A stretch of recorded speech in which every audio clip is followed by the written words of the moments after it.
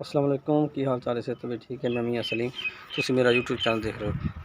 Weaver मेरी दुआ है अल्लाह ताला ਤੁਹਾਨੂੰ अपने हिफ्ज़ो मान रखे और आने वाली मुसीबतों परेशानियों से दूर रखे। ਵੀਵਰ ਅੱਜ ਦੀ ਵੀਡੀਓ ਸ਼ੁਰੂ ਕਰਨ ਤੋਂ ਪਹਿਲੇ ਸਾਡੇ ਚੈਨਲ ਨੂੰ ਸਬਸਕ੍ਰਾਈਬ ਕਰੋ, ਬੈਲ ਆਈਕਨ ਨੂੰ ਪ੍ਰੈਸ ਕਰਕੇ ਆਲ ਤੇ ਕਰ ਦਿਓ ਤਾਂ ਕਿ ਹਰ ਵੀਡੀਓ ਤੁਹਾਡੇ ਤੱਕ ਜਲਦੀ ਪਹੁੰਚ ਸਕੇ। ਤੇ ਆਓ ਹੁਣ ਅੱਜ ਦੀ ਵੀਡੀਓ ਦਾ ਆਗਾਜ਼ ਕਰਦੇ ਹਾਂ। इंशाअल्लाह बड़ी मज़ेदार वीडियो बनेगी तो साढ़े नाल रहियो तो वीडियो पूरी देखो, स्किप नहीं करनी तो बड़ा मज़ा आएगा इंशाअल्लाह। लो जी, मैं नमाज़ पढ़ के निकलिया।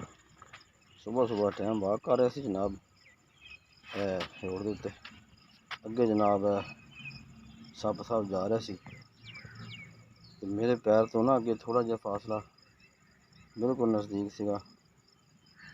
ये जनाब बस ये नहीं सी कि मेरा पैर उत्ते आन लगा सी, बच गया। तो मैं फिर जनाब इन्होंने देखो वेट मारी तो पत्थर मारे लग्या, इसका कम हो गया। देखो हिलदा, ये भी हिलदा थोड़ा जहा। देखो ये जनाब मेरे दुश्मन सुबह मत्थे लग गया।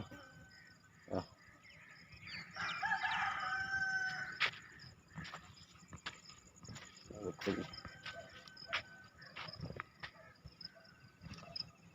ये जनाब सुबह मैं वाक कर रहा सी, इधर जा रहा तो इस जगह पे ना इस स्कूल के अगे इस सामने टालियां के बराबर से इत्थे जा रहा सी भाई।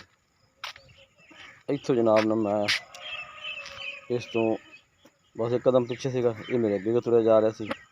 अचानक मेरी निगाह पई तो मैं फिर कोई बस सजे पासों ईट मिली है, वही फिर जनाब ये सिटी धौन दे तो ये जनाब पुट्ठा हो गया। फिर यह जनाब तुहाडे सामने है। हुण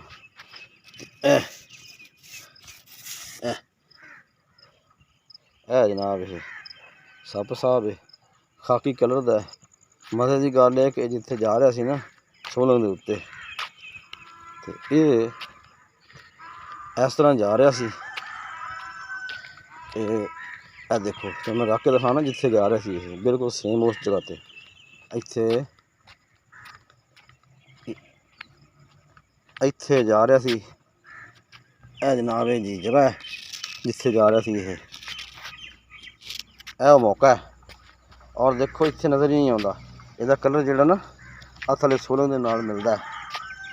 आ देखो इसका कलर सोलंग का मिलता है और अचानक ही मेरी निगाह पई है तो बिल्कुल निगाह उस टाइम पई है जिस टाइम बिल्कुल पैर नज़दीक आ गया सी। हैं बस ये अल्लाह का शुक्र है कि मेरा पैर ऊपर नहीं आया, अगर नुकसानदेह हो सकता सी। अल्हम्दुलिल्लाह अल्लाह पाक का शुक्र है कि अल्लाह पाक ने इस दुश्मन को बचा लिया अज। मैं देखो फिर जनाब मारिया मैं कितने जाके आ, क्योंकि मैं इत्थों इस जगह से सी ये जो मैं देखा।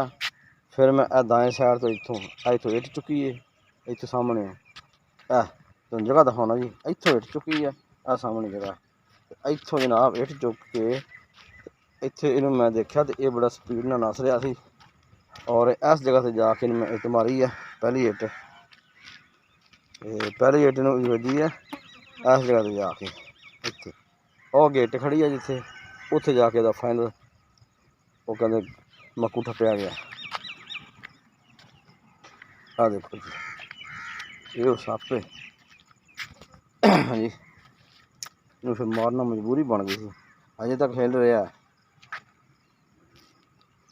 तो भी बार तुम भी जो रोड से चलो दाएं बाएं देखो जनाब थले तो खसूसी तौर पर ओपन एरिया जोड़ा जिथे आबादी नहीं है इतनी तो कोई खेत होन तो उत्थे ख्याल ना चलो। साढ़े इलाके क्योंकि पहले भी नवी आबादी के खेत से खेतों में सप निकल आते हैं इस आबादी तो इस वास्ते जनाब असी अल्लाह पाक का शुक्र अदा करते हैं कि बस मेरा पैर इहदे उत्ते नहीं आया। देखो ना हुण उत्तली साइड घूमदा तो उत्ते नज़र आता, लेकिन जो थल्ले वाली साइड जी ना वो खाकी इट्टां नाल मिलता कलर है। हाँ तो वीवर जिन्होंने साढ़े चैनल सबसक्राइब नहीं किया साढ़े चैनल को सबसक्राइब कर दो, बेल आइकन प्रेस कर दो ताकि सारी हर वीडियो जल्दी तुहाडे तक पहुँच सके। वीवर वीडियो देखने का बहुत शुक्रिया। तो सारी वीडियो पसंद आए तो लाइक कर दो, तो और जनाब शेयर भी कर दो। बहुत शुक्रिया, अल्लाह हाफिज़।